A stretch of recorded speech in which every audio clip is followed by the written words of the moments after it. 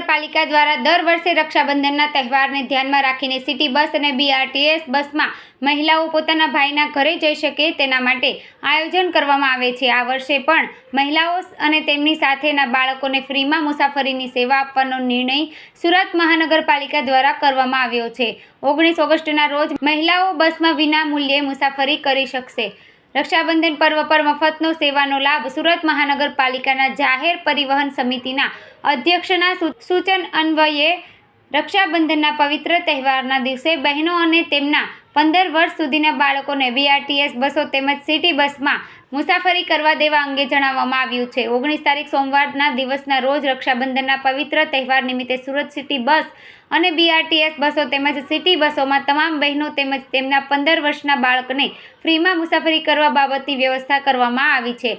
આથી શહેરની તમામ બહેનોને જાહેર પરિવહન સેવાનો વધુને વધુ લાભ લેવા બાબતે અનુરોધ કરાયો છે। સમગ્ર ભારતમાં સુરત શહેર માત્ર એક જ શહેર છે જ્યાં એક ટિકિટથી સિટી બસ અને BRTSમાં મુસાફરી કરી શકાય છે। હાલમાં BRTSના કુલ 13 રૂટ તેમજ સિટી બસના કુલ 45 રૂટ ઉપર આશરે દૈનિક 2 લાખ જેટલા નાગરિકો જાહેર પરિવહન સેવાનો લાભ લઈ રહ્યા છે।